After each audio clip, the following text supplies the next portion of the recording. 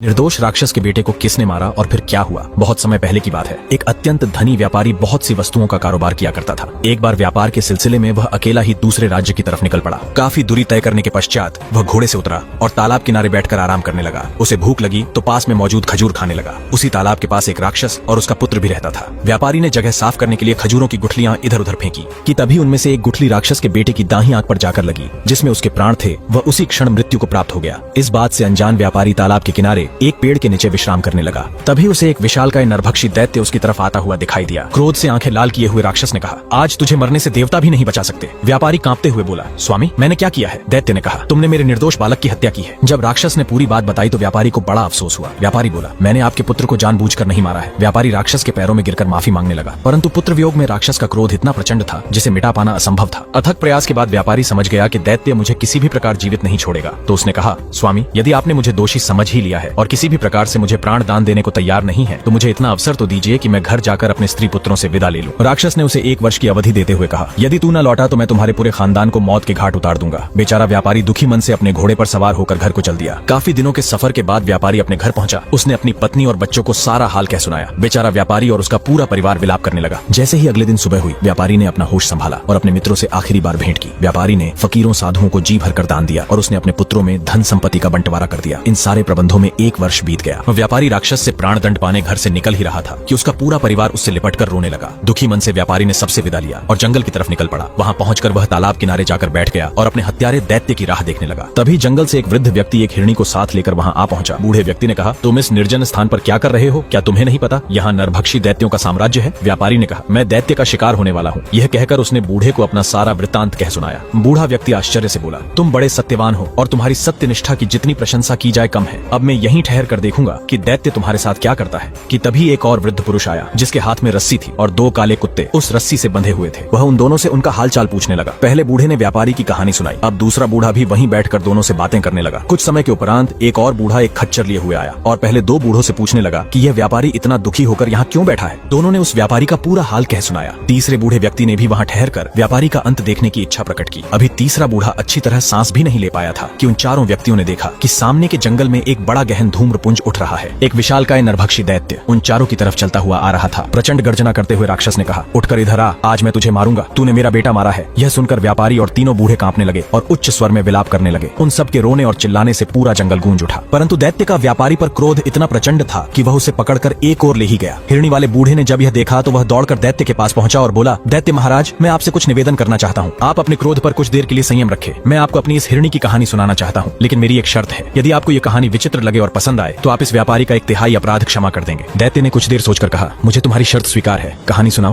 पहला बूढ़ा बोला, हे दैत्यराज, अब ध्यान से मेरी कहानी सुने। यह कोई साधारण हिरणी नहीं है, बल्कि मेरी पत्नी है। जब ये 12 वर्ष की थी तो इसके साथ मेरा विवाह हुआ, परंतु विवाह के 30 वर्ष के बाद भी हमें कोई संतान नहीं हुई। पुत्र मोह में मैंने अपनी दासी से विवाह कर लिया। कुछ समय बाद दासी से मुझे पुत्र की प्राप्ति हुई। पुत्र प्राप्ति के बाद मेरी पत्नी दासी और मेरे पुत्र से द्वेष रखने लगी। संयोगवश मुझे किसी कार्य हेतु अन्य देश को जाना पड़ा। मैंने अपनी पत्नी से कहा कि मेरे पीछे इन दोनों की अच्छी तरह देखभाल करना। द्वेष भावना के चलते मेरी पत्नी जादू टोना सीखने लगी। मेरे जाने के बाद उस दुष्ट ने अपने जादू से मेरे बच्चे को बछड़ा बना दिया और उसे मेरे नौकर ग्वाले को सुपुर्द कर दिया और कहा कि इसे अपने घर ले जाकर अच्छे से देखभाल करना। इसी प्रकार उसने मेरी दासी को जादू के प्रभाव से गाय बना दिया और उसे भी ग्वाले के घर भेज दिया। 1 वर्ष बीतने के उपरांत मैं विदेश से वापस लौटा। हे दैत्यराज, विदेश से वापस आकर मैंने अपनी पत्नी से अपने पुत्र और उसकी माँ के बारे में पूछा। उसने कहा कि तुम्हारी दासी की मृत्यु हो गई है और तुम्हारे पुत्र को मैंने 2 महीने से नहीं देखा। मालूम नहीं वह कहाँ चला गया। मुझे अपनी दासी के मरने का बड़ा अफसोस हुआ, परंतु मुझे आशा थी कि कभी न कभी पुत्र से मेरी भेंट हो जाएगी। इसी बीच काफी दिन गुजर गए। मेरी दुष्ट पत्नी ने एक षड्यंत्र रचा। उसने मुझसे कहा कि हमारे गाँव में एक तांत्रिक है। उसने मुझे कहा है कि यदि हम एक गाय की बलि देंगे तो तुम्हारा पुत्र वापस लौट आएगा। पुत्र मोह में मैंने अपनी पत्नी की बात मान ली और मैंने ग्वाले से गाय मंगवाई। वह गाय कोई और नहीं बल्कि मेरी दासी ही थी, जिसे मेरी दुष्ट पत्नी ने गाय बना दिया था। मैंने जैसे ही तलवार उठाई, वह बड़े ही करुणापूर्ण स्वर में डकारने लगी और उसकी आंखों से आंसू की धारा बहने लगी। उसका यह हाल देखकर मुझे उस पर दया आ गई, परंतु रुष्ट होकर मेरी पत्नी ने कहा, यदि बलि नहीं दी तो हमारा पुत्र वापस नहीं लौटेगा। विवश होकर मैंने उसका सर धड़ से अलग कर दिया। राक्षस ने हैरान होकर कहा, तुमने अपनी ही दासी को मार डाला। हे दैत्यराज, जब मैंने गाय के रूप में मौजूद दासी का सर धड़ से अलग किया तो उससे सिर्फ अंतड़ियां निकली। मेरी कुटिल पत्नी ने कहा, स्वामी, हमारी बलि तांत्रिक को स्वीकार नहीं होगी। ये तो बिल्कुल ही दुर्बल गाय है। पुत्र मोह में मैं उस ग्वाले पर नाराज होते हुए बोला कि गाय को ऐसी दशा में क्यों रखा कि वह ऐसी दुबली पतली हो गई। मेरी कुर्बानी करने के लिए कोई बछड़ा ही ले आओ, किंतु वह मोटा ताजा होना चाहिए। ग्वाला शीघ्र ही एक मोटा ताजा बछड़ा ले आया। मुझे मालूम न था कि यह बछड़ा मेरा ही पुत्र है। उसे देखकर मेरे हृदय में प्रेम उमड़ने लगा और वह बछड़ा मुझे देखते ही मेरे पैरों पर गिर पड़ा। उसकी आंखों से आंसू बहने लगे। मेरा हृदय व्याकुल हो उठा और मैंने ग्वाले से कहा कि इस बछड़े को वापस ले जा, परंतु मेरी दुष्ट पत्नी फिर भी उसी बछड़े को मारने के लिए जोर देती रही। किंतु इस बार मैंने उसकी परवाह नहीं की और बछड़े को वापस कर दिया। हे दैत्यराज, अगले दिन वो ग्वाला भागता हुआ मेरे पास आया और उसने एकांत में मुझसे कहा, मालिक, मेरी बेटी जादू टोने में प्रवीण है। कल जब मैं उस बछड़े को वापस लेकर गया तो वह उसे देखकर हंसी भी और रोई भी। मैंने उससे इस विचित्र बात का कारण पूछा तो उसने कहा, जिस बछड़े को आप जिंदा वापस लाए हो वह हमारे मालिक का बेटा है, इसलिए मैं प्रसन्न हुई। इसके पहले इसकी माँ की कुर्बानी दी गई थी,